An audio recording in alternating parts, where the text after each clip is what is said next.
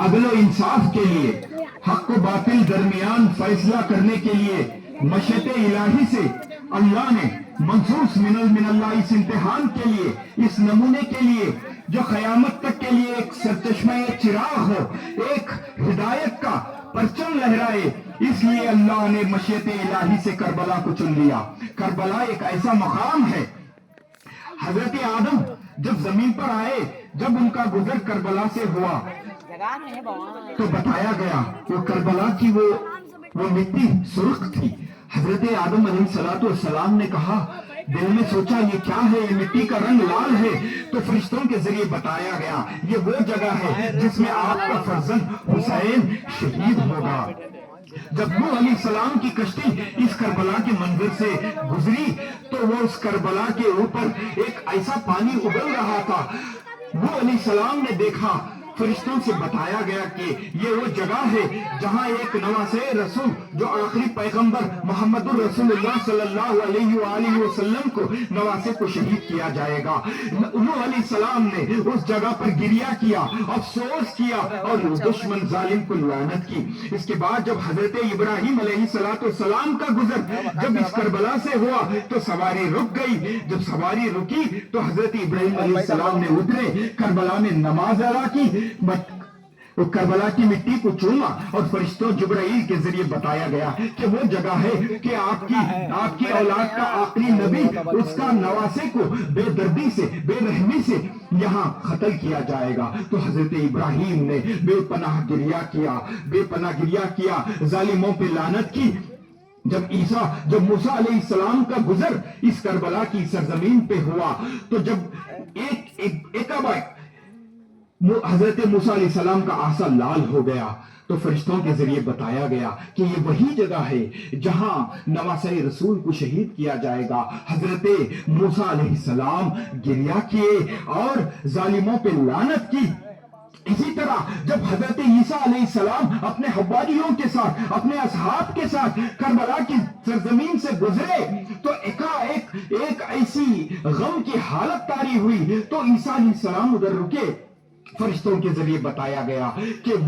یہ وہ جگہ ہے جس جگہ میں آخری نبی احمد کے نواسے کو بے دردی سے قتل کیا جائے گا، شہید کیا جائے گا۔ تو حضرت عیسیٰ اور عیسیٰ کے اصحاب نے بے پناہ غم کیے، گریہ کیا اور ظالموں پہ لعنت کی، یہاں تک کہ جب ہمارے نبی کو اس واقعے کا پس منظر اور جو مٹی جبرائیل نے محمد الرسول اللہ صلی اللہ علیہ وآلہ وسلم کو لے کر کے دیا تو نبی نے بے پناہ، جب یہ بات میرے نبی محمد الرسول اللہ صلی اللہ علیہ وآلہ وسلم کو معلوم ہوئی تو اتنا گریہ کیا کہ غش کھا گئے، کہ اتنا بے ہوش ہو گئے، پھر ہوش میں آیا، پھر رونے لگے اور اپنی داڑھی مبارک بھیگ گئی۔ تب امام حسن عسکری علیہ السلام جو 11ویں امام ہیں، انہوں نے فرمایا اس سے یہ سارا پس منظر، یہ کربلا کا واقعہ، یہ مشیت الہی ہے، یہ سرزمین ایک نمونۂ عمل کے لیے، ایک عظیم امتحان کے لیے اللہ نے نبی کے نواسے کو چنا ہے۔ یہ سارا منظر، یہ کربلا کا منظر اللہ نے قرآن میں درج کیا ہے۔ میرے نبی، میرے جد امام حسن عسکری علیہ السلام فرماتے ہیں، میرے جد محمد الرسول اللہ صلی اللہ علیہ وآلہ وسلم نے فرمایا یہ سارے تمام مکمل کربلا کے واقعے کو اللہ نے قرآن کے اندر لوح قرآن میں رکھا ہے۔ کہا کاف ہا یا عین صاد، کاف ہے کربلا، ہا سے مراد ہے ہلاکت یعنی موت، یا سے یزید، عین سے اشد یعنی پیاس، العطش کی صدائیں جو کربلا میں اٹھ رہی تھی یعنی پیاس، عطش ہے، سواد سے صبر حسین ہے،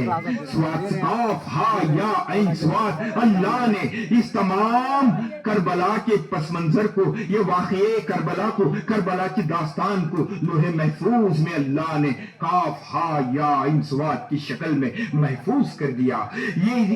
واقعہ، یہ کربلا، یہ قیامت تک کے لیے یہ ایک بڑی دیوار ہے حق اور باطل کے بیچ میں، تاکہ سارے دنیا کو، سارے انسان کو یہ حجت تمام ہو جائے کہ عدل و انصاف کے لیے جب بھی کوئی ظلم ہوئے تو اس واقعے کو یاد کرے، حسین کو یاد کرے۔ اس لیے اللہ نے یہ امتحان لیا، یہ نمونۂ عمل نماز رسول کے ساتھ لیا۔ جب لوگ اس کے باوجود، ہدایت کے باوجود، جب سرکار نے کہا تھا میں تمہیں 2 وزنی چیزیں چھوڑے جا رہا ہوں، ایک اللہ کی کتاب، ایک میری اہل بیت، لیکن 50 عرصے میں لوگ اتنے بے وفا ہو گئے، اتنے گمراہی میں چلے گئے کہ نواسہ رسول کے قتل کے لیے اکٹھا ہو جا رہے تھے، حکومت کی خاطر، دنیا کی خاطر نواسہ رسول کو بھول گئے۔ جب امیر شام معاویہ نے صریحاً شریعت محمدی کی پامالی کی، نظام مصطفیٰ کی پامالی کی کرتے ہوئے اپنے بیٹے یزید کو امیر المومنین اپنا جانشین مقرر کیا، جب اس طرح کا کیا تو یہ پامالی کیسے دیکھ سکتا ہے؟ میرا حسین تو وارث انبیاء ہے، حسین چپ نہ رہے۔ جب یہ پتا ہوا کہ حسین انقلاب کے لیے کھڑ رہے ہیں، یزید کو ڈر صرف حسین کا تھا، جب یہ بات پتا ہوئی تو امام حسین نے، جب یزید کو امیر المومنین بنا دیا معاویہ نے، تو مدینے کے اندر امام حسین نے اپنے اہل بیت سے مشورہ لیا اور کہا اگر میں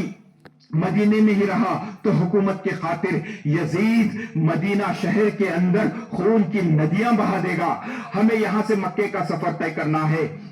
جب مکے کا سفر طے کرنا ہے تو اہل بیت سے کہا، بی بی زینب نے اپنے شوہر عبداللہ ابن جعفر طیار سے اجازت لی، سارے سیدانیوں کے ناکے تیار ہوتے گئے، مولا حسین اتنے